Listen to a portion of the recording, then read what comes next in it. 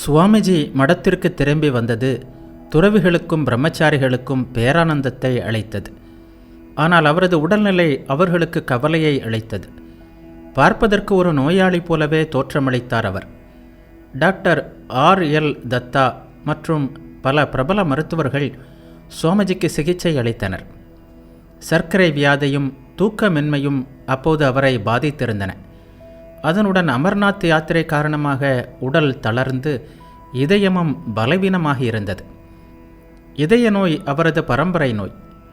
சுவாமிஜி லண்டனில் இருந்தபோது தீவிர நெஞ்சுவலியால் ஒருமுறை ஏற்கனவே தாக்கப்பட்டிருந்தார். இது பற்றி ஏற்கனவே கண்டோம். உடலில் நீர்க்கட்டும் இருந்தது. தூக்கமின்மையால் சுவாமிஜி எந்த அளவிற்கு சிரமப்பட்டிருப்பார் என்பதை கீழ்வரும் நிகழ்ச்சியிலிருந்து அறியலாம். அந்த வருடம் ஜனவரியில் அவர் பலராம்போஸின் வீட்டில் தங்கியிருந்தார். 22ஆம் தேதி முழு சூரிய கிரகணம்.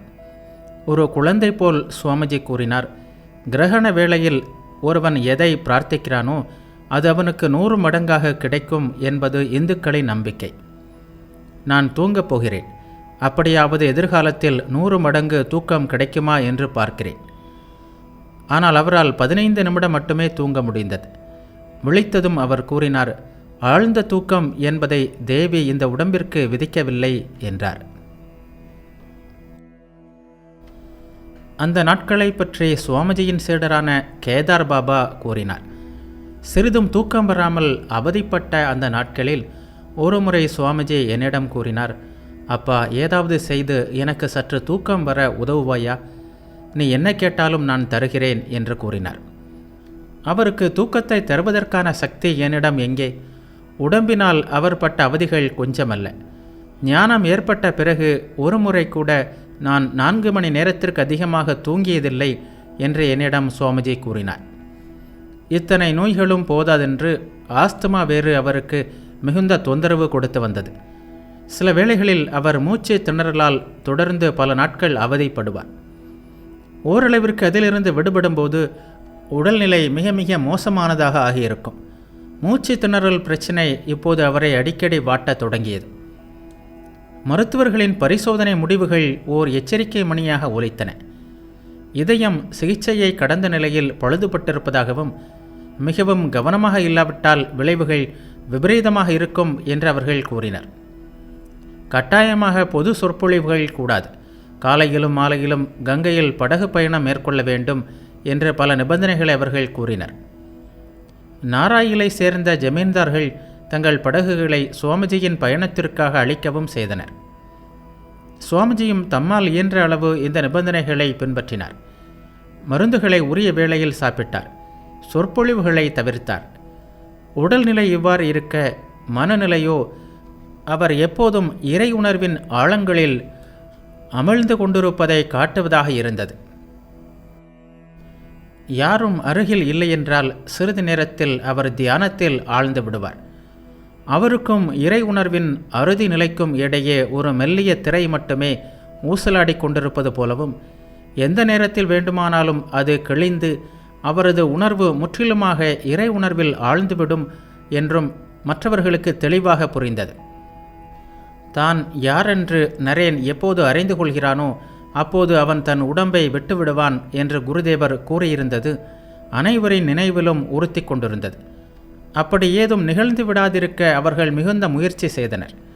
அவரிடம் ஆன்மீகம் பற்றிய விஷயங்களை பேசுவதை தவிர்த்து எப்போதும் சாதாரணமான விஷயங்களை பேசவும் அவர் வேடிக்கை வினோதங்களில் ஈடுபடுமாறு பார்த்து கொள்ளவும் செய்தனர். ஒரு நாள் சுவாமிஜி தமது சீடரான சுத்தானந்தருடன் பேசிக்கொண்டிருந்தார். அப்போது ஏதோ கேள்வி கேட்டார். சுத்தானந்தர் பதிலளித்தார். சுவாமிஜி மீண்டும் அதே கேள்வியை கேட்டார். சுத்தானந்தர் அதே பதிலை சொன்னார். இவ்வாறு 10-12 முறை அதே கேள்வியும் அதே பதிலும் தொடர்ந்தது. சுவாமிஜியின் மனம் சிறிதும் இங்கே இல்லை என்பதை அவர்கள் உணர்ந்து கொண்டு அவரை உலக உணர்வு நிலைகளுக்கு கொண்டு வருவதற்கான முயற்சிகளில் ஈடுபட்டனர். இந்த நாட்களிலும் இளம் துறவிகளுக்கும் பிரம்மச்சாரிகளுக்கும் பயிற்சிகள் அளிப்பதை சுவாமிஜி மிக முக்கியமானதாக கருதினார். வராகநகர நாட்களிலிருந்தே மடத்தில் பல இளைஞர்கள் சேர்ந்தது பற்றி கண்டோம். அவர்களில் சிலர் பற்றி பார்ப்போம். வராகநகர் மடத்தில் முதலாக சேர்ந்தவர் காளி கிருஷ்ணர். சுவாமி விரஜானந்தர். அவரை தொடர்ந்து சுதீர், சுத்தானந்தர், சுசீல், பிரகாஷானந்தர் ஆகியோர் சேர்ந்தனர். ககேன், விமலானந்தர், கோவிந்தா, ஆத்மானந்தர், ஹரைபாதர், போதானந்தர் ஆகியோர் மடம் ஆலம்பஜாரில் இருந்தபோது சேர்ந்தனர்.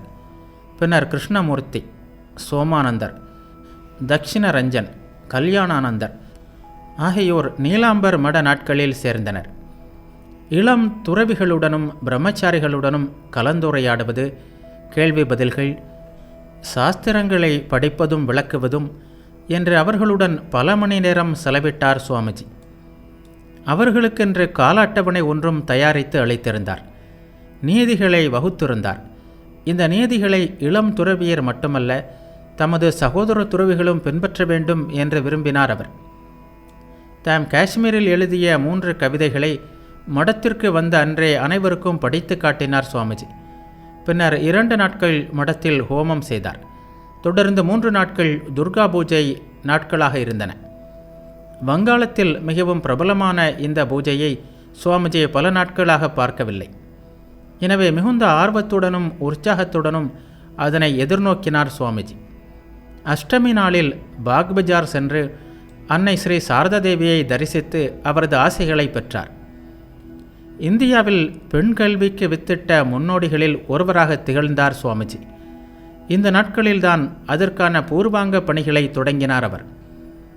பாக்பஜாரில் சென்று அன்னையை தரிசித்ததை அதற்கு ஒரு ஆரம்பமாக கொள்ளலாம். ஏனெனில் பெண்கள் முன்னேற்றத்திற்கான ஆற்றலை நல்க வந்திருக்கும் மகாசக்தியாக அவர் அன்னையை கருதினார்.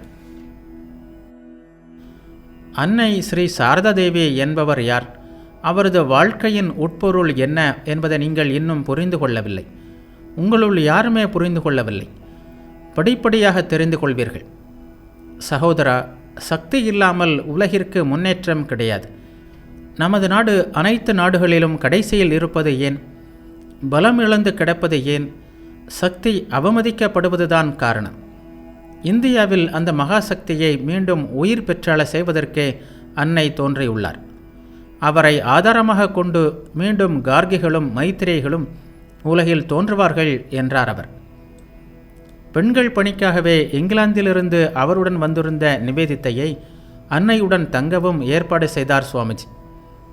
1 வாரம் அன்னையுடன் வாழ்ந்த நிவேதித்தை பின்னர் அன்னையின் வீட்டிற்கு அருகில் சுவாமிஜி ஏற்பாடு செய்த வாடகை வீட்டில் தங்கினார். நிவேதித்தை அன்னையின் வீட்டில் தங்கியதும் சரி, அருகிலுள்ள இந்து குடும்பங்களுக்கு இடையில் ஒரு வீட்டை அவருக்காக வாடகைக்கு அமர்த்தியதும் சரி, அத்தனை எளிதான ஒன்றாக இருக்கவில்லை. சமுதாயத்தில் விதவையாக கருதப்பட்ட அன்னை ஒரு வெளிநாட்டு பெண்ணை வீட்டில் அனுமதித்ததை ஏற்றுக்கொள்ள பலரும் உடன்படவில்லை. அன்னையின் முற்போக்கு எண்ணங்களும் சுவாமிஜியின் பணியில் அவர் கொண்டிருந்த நம்பிக்கையும் சுவாமிஜியின் உத்வேகமுமே இவை அனைத்தையும் சாதித்தன. 1898 நவம்பர் 12ஆம் நாள் அன்னை பேலூரில் மடத்திற்காக வாங்கப்பட்ட நிலத்தில் பக்தர்கள் பலருடன் வந்து அந்த இடத்தை புனிதப்படுத்தினார். அன்று மாலையில் அவரும் பக்தர்களும் பலராம்போஸின் வீட்டிற்கு சென்றனர். சுவாமி பிரம்மானந்தர், சாரதானந்தர், மா சுரேந்திரநாத் தத்தர், ஹரமோகன் போன்ற பலரும் அங்கே சென்றனர். பெண்கள் கல்விக்காக ஒரு பள்ளி திறப்பது பற்றி கலந்து பேசுவதற்காக அன்று கூட்டம் ஒன்றிற்கு ஏற்பாடு செய்யப்பட்டிருந்தது. நிவேதித்தை அந்த கூட்டத்திற்கு தலைமை தாங்கி ஒரு சிறிய உரை நிகழ்த்தினார். அந்த பணிக்கு ஆதரவு தருமாறு அனைவரையும் கேட்டுக்கொண்டார். ஆனால் எதிர்பார்த்த அளவு கூட்டத்தில் ஆதரவு இல்லை. அப்போது ஒரு வேடிக்கை நிகழ்ந்தது. நிவேதித்தை பேசிக்கொண்டிருந்த போதே சுவாமிஜி உள்ளே வந்தார். யாருடைய கவனத்தையும் கவராமல் அமைதியாக சென்று பின்வரிசையில் அமர்ந்து கொண்டார். நிவேதித்தை ஆதரவு கேட்டும் யாரும் அதற்கு ஒத்துழைக்க முன்வராத போது சுவாமிஜி பின்னாலிருந்து பக்தர்களை தமது கையால் உந்தி அவர்களை எழுந்து ஏதாவது சொல்லுமாறு கூறினார். அப்போதும் யாரும் உடன்படவில்லை. எனவே தாமே எழுந்து ஹரமோகனை சுட்டிக்காட்டி, மிஸ் நோபல், இதோ இவர் தமது மகளை உன் பள்ளிக்கு அனுப்ப தயாராக உள்ளார் என்று கூறிவிட்டார். சுவாமிஜியை கண்ட நிவேதித்தை மிகுந்த மகிழ்ச்சியுடன் கைத்தட்டி ஒரு சிறுமியைப் போல் ஆடி கழித்தார். நவம்பர் 13ஆம் நாள் பெண்கள் பள்ளி முறையாக தொடங்கப்பட்டது. அன்று காளி பூஜை நாள். பள்ளியை திறந்து வைக்க அன்னை ஸ்ரீ சாரதா தேவியே நேரில் வந்திருந்தார். நிவேதித்தை தங்கியிருந்த வீட்டிலேயே பள்ளி தொடங்கப்பட்டது. சுவாமிஜி, பிரம்மானந்தர், சாரதானந்தர், யோகின்மா, கோலாப்மா என்று பலரும் வந்திருந்தனர். அன்னை வழக்கம்போல் மிக மெல்லிய குரலில் இந்த பணிக்காக தமது ஆசைகளை தெரிவித்தார். அதனை கோலாப்மா உரத்த குரலில் எல்லோருக்கும் தெரிவித்தார். தேவியின் ஆசைகள் எப்போதும் இந்த பள்ளியில் நிலவ வேண்டும் என்றும், அந்த பள்ளியில் பயிற்சி பெறுகின்ற பெண்கள் லட்சிய பெண்களாக திகழ வேண்டும் என்றும் தாம் பிரார்த்தனை செய்வதாக அன்னை கூறினார். எதிர்காலத்தில் பெண்கள் கல்வி பெற்றவர்களாக திகழப் போகிறார்கள் என்பதற்கு அன்னையின் ஆசைகளை விட மேலான ஒரு நல்ல சகுனத்தை என்னால் கற்பனை கூட செய்ய இயலாது என்று எழுதினார் நிவேதித்தை. சுவாமிஜியிடமும் அவரது பணியிலும் உயர்ந்த நம்பிக்கையும் மதிப்பும் வைத்திருந்த இல்லற பக்தர்களின் வீடுகளிலிருந்து சிறுமிகள் அந்த பள்ளிக்கு அனுப்பப்பட்டனர்.